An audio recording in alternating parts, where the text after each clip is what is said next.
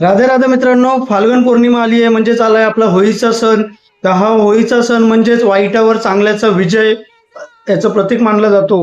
हा होळीचा सण म्हणजेच रंग, बंधुभाव, प्रेम याचं प्रतीक मानलं जातं. तर या होळीच्या दिवशी करायच्यात काही खास गोष्टी ज्यांनी नक्कीच तुमचं आयुष्य बदलून जाईल. मित्रांनो, होळीच्या अग्नी तुम्हाला वाईट गोष्टी, वाईट रूढी, परंपरा, वाईट आठवणी सर्व तुम्हाला सोडून द्यायचं आहे आणि नव्याची कास धरायची आहे. तर या दिवशी मी सांगतोय त्या गोष्टी नक्की करा, याचा नक्कीच तुम्हाला फरक जाणवेल. होळीचं दहन करण्याच्या आधी त्या दिवसभरात तुम्ही सकाळी दिवसभरात ज्या सकाळी घरात ज्या जुन्या पुराण्या वस्तू आहेत, ज्या टाकाऊ वस्तू आहेत, त्या आधी घराबाहेर टाकून द्यायच्या. बंद पडलेलं इलेक्ट्रॉनिक सामान जे घरात पडून असेल तर ते आधी घरातून बाहेर टाकून द्यायचे. पुराण्या वस्तू घरात ज्या वापरात नाहीयेत त्या ठेवायच्या नाहीत, त्यांचा योग्य तो निचरा करायचा आहे. होळीच्या अग्नीमध्ये मी ज्या काही गोष्टी सांगतोय त्या नक्कीच अर्पण करा, जेणेकरून तुम्हाला सुख समृद्धी लाभेल. ती वस्तू आहे ती म्हणजे चंदनाचे लाकूड. चंदनाचे लाकूड जर तुम्ही होळीच्या पवित्र अग्नीमध्ये जर अर्पण कराल तर तुम्हाला समृद्धी सोबतता लाभेल.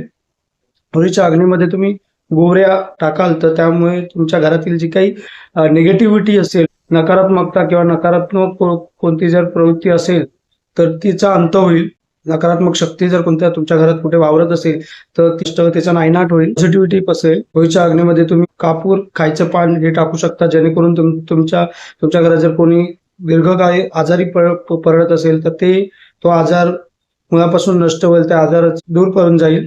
रेमेडी म्हणजे काळे तीळ जर तुम्ही होळीच्या अग्नीमध्ये अर्पण कराल तर तुमच्या घरातील काही ग्रहदोष असेल, पितृदोष असेल तर त्यातून तुम्ही मुक्त व्हाल. नारळ तुम्ही तुपामध्ये बुडवून जर होळीच्या अग्नीमध्ये अर्पण कराल तर पैशाची कधी टंचाई वाढणार नाही. कर्ज असेल तर कर्जातून तुम्ही लवकरच मुक्त व्हाल, तुमच्याकडे पैशाची आवक वाढायला लागेल. ह्या छोट्याशा रेमेडी नक्कीच होळीच्या दिवशी करा. हा होळीचा रंगांचा सण प्रेमाने, बंधुभावाने साजरा करा. सर्वांना होळीच्या खूप शुभेच्छा. राधे राधे.